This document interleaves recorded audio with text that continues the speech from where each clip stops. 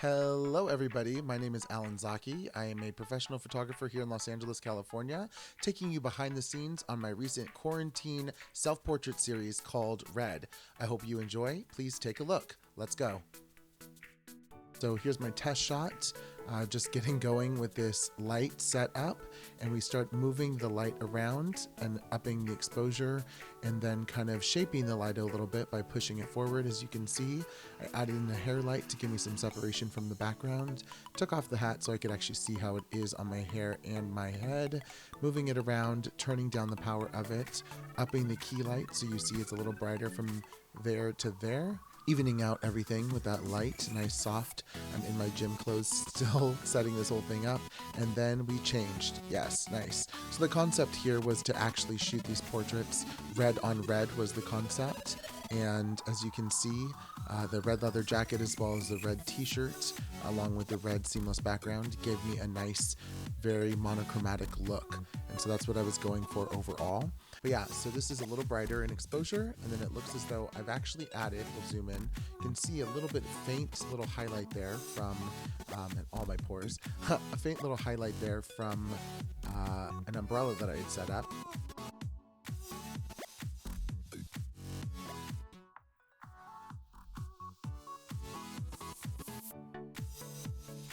You'll see that I'm just kind of modifying the light and testing it out. Here, I turned up that edge light to really see what the power would look like when you have a key light coming from the right direction, right? And then it falls off to shadow normally. And then you lighten up the background on this side. It gives you nice separation. And then of course I have the light on my actual face and my shoulder here to fully cut me off the background and give me that nice little specular highlight. I did a little change up. I wanted a little more contrast in my wardrobe, so it wasn't all just red. And so I put on this black leather jacket. I'm giving you all kinds of attitude. The lighting is staying the same. I think I have a negative fill. Let me just double check. No, it looks like the umbrella's there, but it's not firing, or it's firing very, very low. And then the key light is coming from the right-hand side still. I'm just playing around, giving you different attitude and movement and playfulness. Kind of got a little more portraity, opened up the actual lens a little bit, which is kind of nice. I call this my Target photo. It looks like I work for Target with just this red t-shirt and red background on. That was kind of funny. Yeah, just kind of moving around, being a little ridiculous. How I felt in quarantine in 2020 is kind of expressed in this photo. Same with this one as well, being real dramatic just cause. Pondering life, questioning what am I going to do, just trying to play around, have some fun, give different angles and different expressions. Looking like I'm doing a corporate headshot. Hello and welcome to Target. This is where I actually pumped up the fill light, as you can see. So going from this to that, you see how much of this fill is filling in the shadow, so it's a lot more even. And then also you'll see that the hair light is now back on and gives me this nice little specular highlight on my corner of my forehead, but then also separates the hair and a little bit of my ear, which is kind of nice. But as if we zoom way in, you can see I pumped up the power in the fill light to match a little bit closer, probably like a half a stop under my key. So it gives you this nice commercial looking kind of portrait. This is kind of my final welcome to Target portrait. I really liked the way this looked. I liked the red on red, which was the whole purpose of this. And I threw the jacket back on just to see what else I could get into, and started getting a little kooky. I think I upped the key light as well. It's nice and bright. I like this shot, just giving him a lot of attitude. My eyebrow raised as always. Yeah, just playing, having fun. I liked that. It's kind of a fun heart moment, seeing what I can do with hands and shapes and perspective. Always a great way to create depth of field. Looks like I made that a select, so all you're seeing is my eyes, right? And I would actually tone down my hands in post as they're a little too bright and make more of the focus here, although the contrast between the two is kind of nice because your focus is drawn to my eyes and my face there. So, and it's a great play on depth of field. So yeah, it's kind of fun. Yep, this is the final portrait right here that I ended up using for all of my social media, as well as kind of releasing a new image of myself as a self-portrait. So yeah, I think that's pretty much it. The rest I'll just run through quickly, just being dramatic and ridiculous. So yeah, that's that. Now I'm going to show you how I retouch my images in Photoshop. A quick and hopefully easy way of retouching any of the portraits that I work on, specifically this portrait of myself. I have some actions that I've set up that I like to use, specifically that of frequency separation as a means to retouch. I know many photographers as well as retouchers use this. I think it's a great tool for anyone who is doing their own retouching and doesn't work with a retoucher, or just needs to do some nice skin retouching. So I actually like to use the I use the clone stamp tool, and I have it at a very low opacity at 20% at about 78% flow to make the brush larger. And what I do is actually sample the skin tone that I'm trying to smooth out, right? So I'm not trying to lose all the detail, but I'm trying to soften the skin yet keep the detail there. So that's why we're on the color layer. The texture layer is turned on, right? So you still see the texture.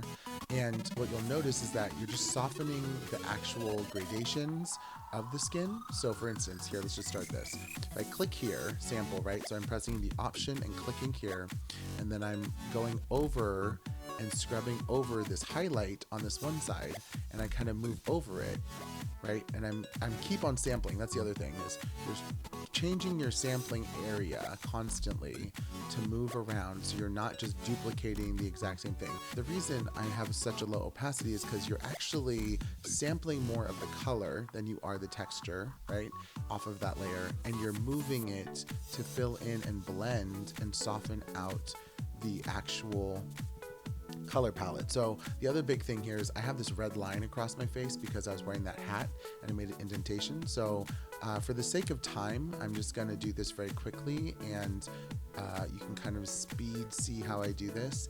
And then I'm actually going to jump to another prepared version, because I'll show you how I then clean up the skin once I've done this frequency separation. So I keep moving around. A great trick is to hold the space bar down, and you can actually get the hand very quickly as a keyboard shortcut and move around your image however you like.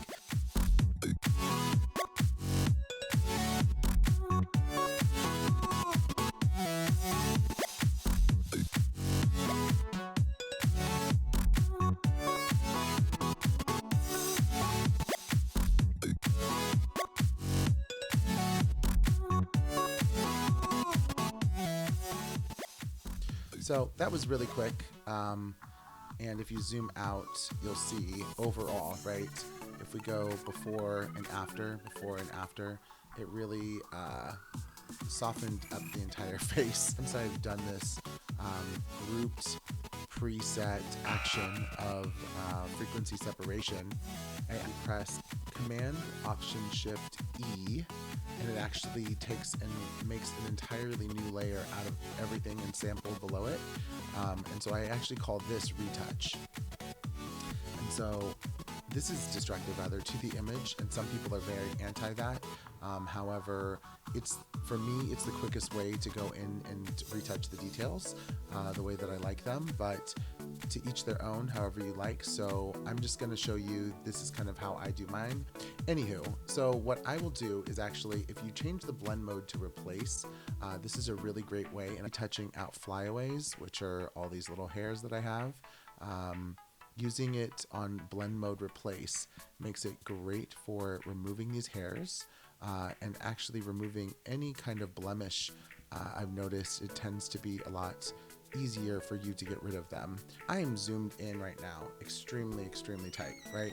However, majority of the usage of this image is just going to be online, right? Which means it's going to be low resolution, and you're not going to see, 100% details, the overall details, and what are things that stick out to you that are distracting. I'm all about the details, but I do have to zoom out and remind myself that once again, a lot of these things are not going to be seen when the image is so small.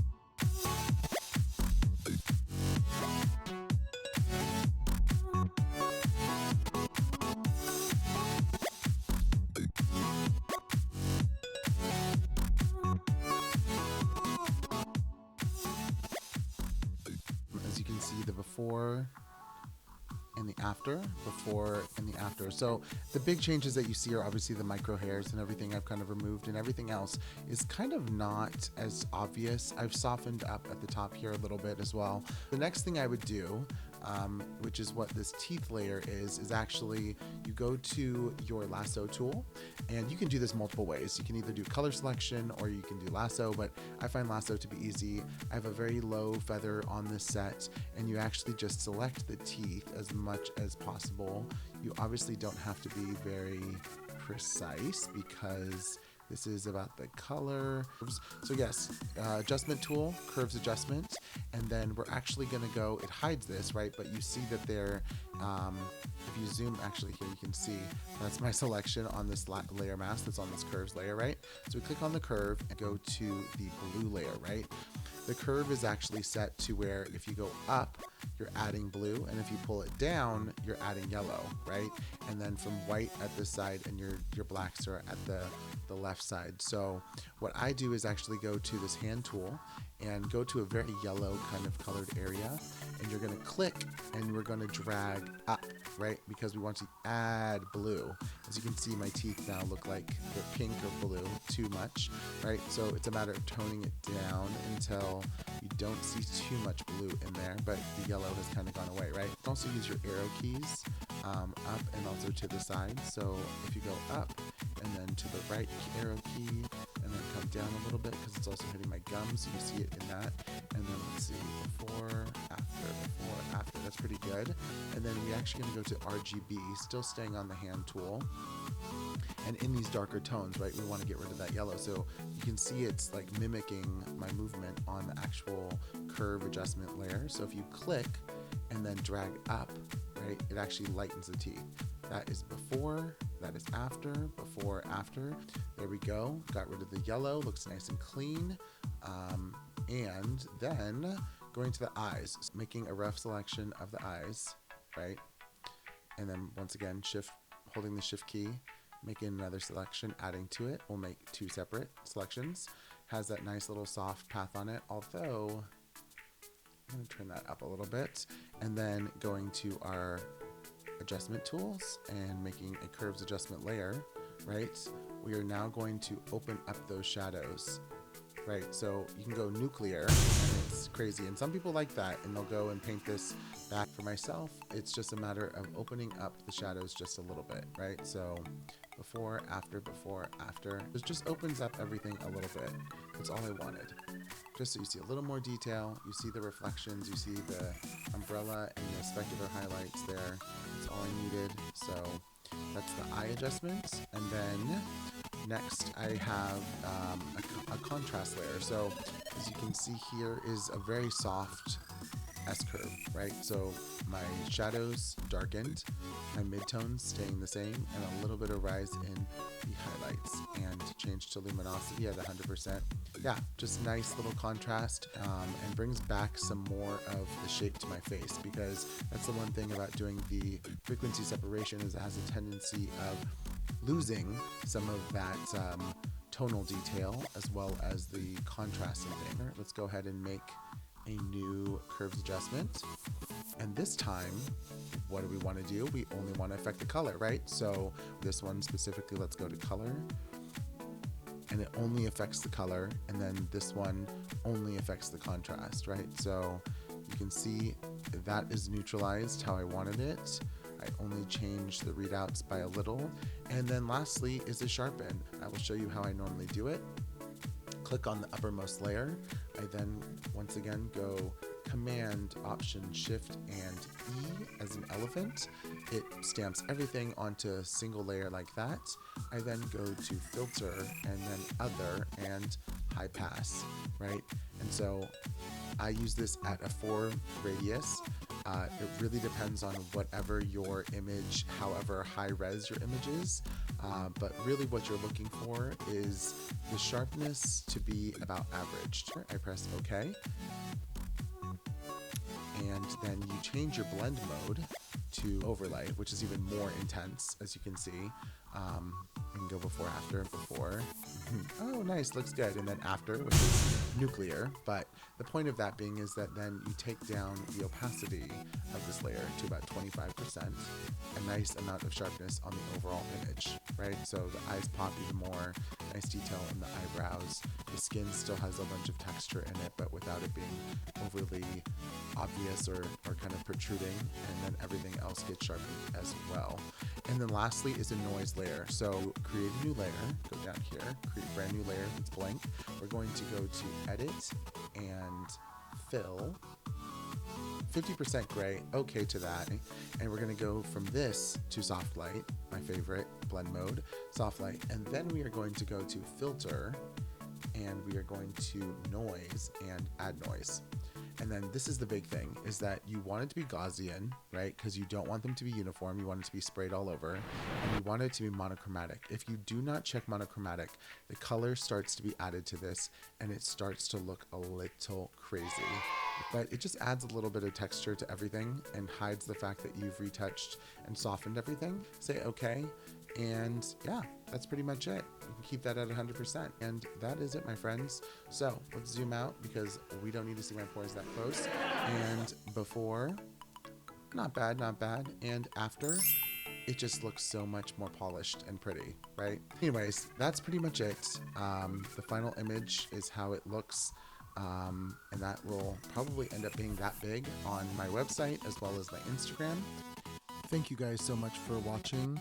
If you like this video, please give it a thumbs up. And if you want more content like this, please subscribe.